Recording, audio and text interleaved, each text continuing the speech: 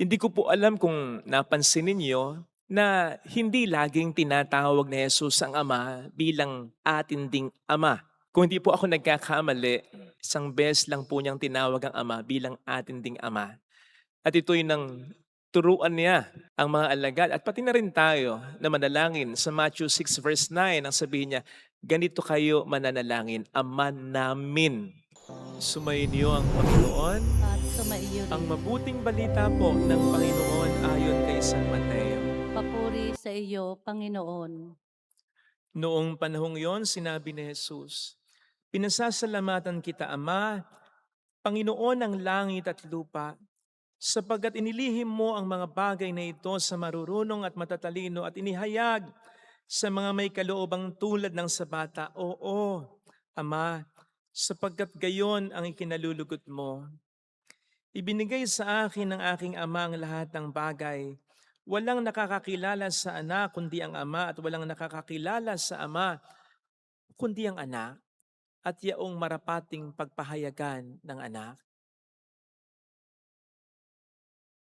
Mga kapatid, ang mabuting balita ng Panginoon. Pinupuri ka namin, Panginoong Heso Kristo.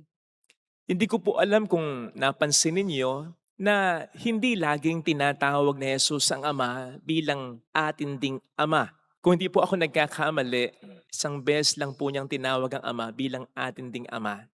At ito'y nang turuan niya ang mga alagad at pati na rin tayo na manalangin. Sa Matthew 6 verse 9, ang sabihin niya, ganito kayo mananalangin, Ama namin. Yun lang. Pero sa marami o sa lahat ng pagkakataon, kapag ina-address ni Jesus ang Ama, ina-address niya ito bilang kanyang Ama. Katulad na lamang po ngayon sa ating mabuting balita kung saan ang sabi ni Jesus, pinasasalamatan kita, Ama. Hindi niya sinabing, pinasasalamatan kita, aming Ama. Likewise, He said, ibinigay na sa akin ng aking Ama ang lahat ng bagay. Hindi niya sinabing, ibinigay na sa akin ng ating Ama ang lahat ng bagay. Which goes to show for me na hindi porke likha tayo ng Diyos, ay matik ng anak nga tayo ng Diyos. Naalala ko tuloy yung isang skit na napanood ko sa FB na may isang lalaking bumibili na nagsabing, Ate, pabili! Ate, pabili! Alam niyo ginawa nung tindera? Hinawakan yung mukha niya na may lambing. Sabay sabi, talaga? Bibili ka? Tapos saka dito, sinampal yung lalaki. Sabay sabi, kung makaati ka, bakit kapatid ba kita? Ati-ati ka dyan. But of course, hindi ko naman po iniisip na gusto tayong sampalin ni Jesus kapag tayo nakikiama sa kanyang ama. Pero sa palagay ko, ay gusto rin naman po niyang maging maliwanag para sa atin na kung hindi dahil sa Kanya, ay hindi natin matatawag ang Diyos bilang ating Ama. Yan po ay maliwanag na sinasabi ngayon ng Panginoon sa ating Ebanghelyo when He said, walang nakakakilala sa Ama kundi ang anak at yaong marapating pagpahayagan ng anak kung hindi nga naman sa pagkakatawang tao niya, kung hindi nga naman sa kamatayan at muling pagkabuhay, sa pagsagip na ginawa niya para sa atin, at kung hindi nga naman sa hanggang ngayon ay mga grasyang binibigay niya sa atin, hindi natin kakayanin na tawagin ang Diyos bilang Ama natin. Well, siguro pwede, pero hanggang salita lang. Katulad ng expression natin, halimbawa, nakikiate ka lang naman, nakikikuya ka lang naman. Kasi nga yung pagiging ate o kuya niya ay hindi mo ramdam, hindi galing sa iyong kalooban in as much as wala kang malalim na relasyon sa kanya na tinatawag mong ate o kuya. Well, that can also happen to us. Natawagin natin ang Diyos bilang Ama pero nakikiama lang tayo kay Jesus o sa iba na namumuhay bilang tunay na anak niya. Kasi nga, wala tayong malalim na relasyon kay Jesus na anak niya. You see, kung tayo lang sa harap ng Diyos, tayo kanyang mga nilalang lang. Tayo kanyang bahagi ng creation lang. Pero tayo nagiging anak niya dahil kay Jesus na anak niya. Kaya mafe-feel lang talaga natin ang pagiging tunay nating anak ng Diyos. Kung tayo tunay na may malalim na relasyon sa kanyang bugtong na anak na si Jesus. To call God our Father, therefore, is not a right that we earn, but a gift that we share with Jesus. To know Jesus is to know the Father. To follow Jesus is to follow the Father. To love Jesus is to love the Father and be loved by the Father.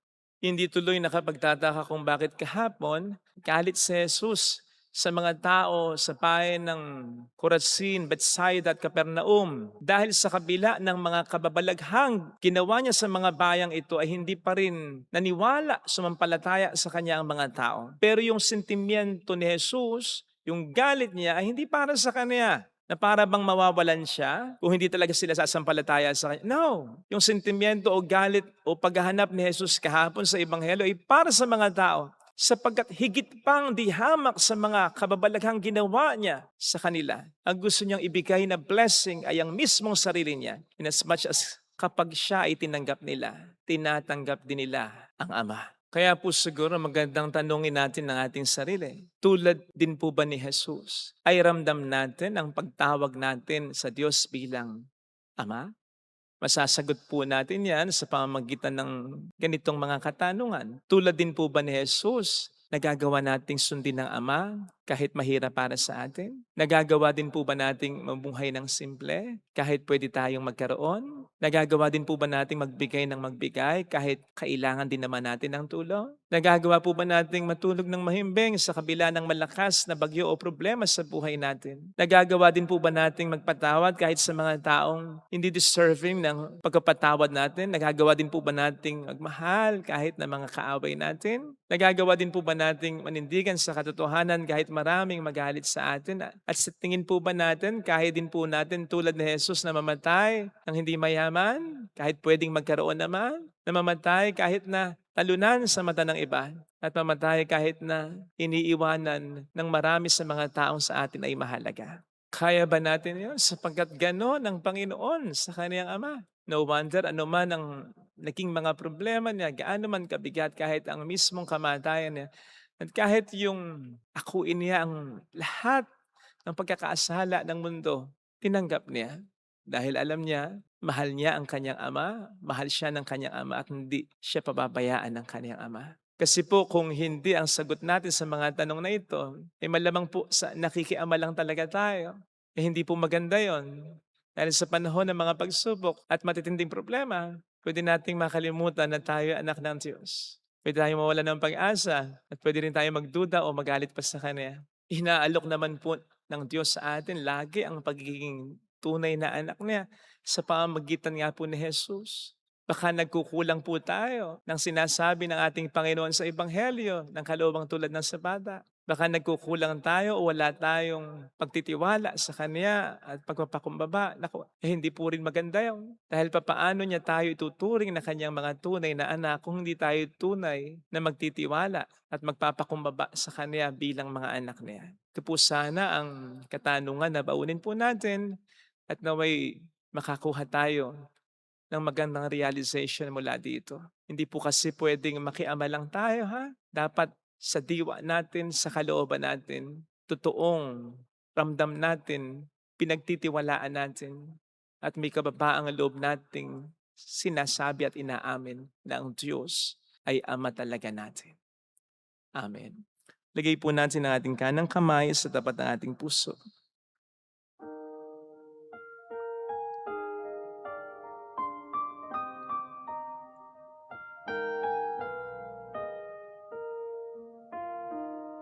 Alam kong may magagawa ang Diyos. May magagawa Makapangyarihan siya. ang Diyos. Alam kong may magagawa ang Diyos. Alam kong may Walang imposible sa Kanya. magagawa ang Diyos. Kung ako'y magtatapat, Kung ako'y magtatapat sa Kanya'y maglilingkod, sa Kanya'y maglilingkod. alam kong may magagawa ang Diyos. May magagawa ang Diyos. Alam kong diringgin ng Diyos ang samo ko, Alam kong sapagkat anak niya ako. diringgin ng Diyos ang samo ko. Alam kong diringgin ng Diyos ang samo ko, Alam kong diringgin ng Diyos sapagkat alam niya ang ang kalagayan. samo ko. Kung ako'y magtatapat, kung ako'y magtatapat, sa Kanya'y maglilingkod. sa Kanya'y maglilingkod. Alam kong diringgin ng Diyos ang samo ko. Diringgin ng Diyos ang samo ko. Panginoong Jesus, aaminin ko, napakalakas lagi ng loob ko, anak ako ng Diyos. Pero hindi ko naman ito tunay na isinasabuhay dahil wala akong malalim talagang relasyon sa iyo. Kinatatamaran ko ang pagdarasal, wala sa puso ko kung minsan ang papuri sa Ama at sa Anak sa Espiritu Santo. Kaparan sa una-una, ngayon magpakailanman at magpasawalang hanggan. Amen. Thank you for watching. Please like, share, and subscribe.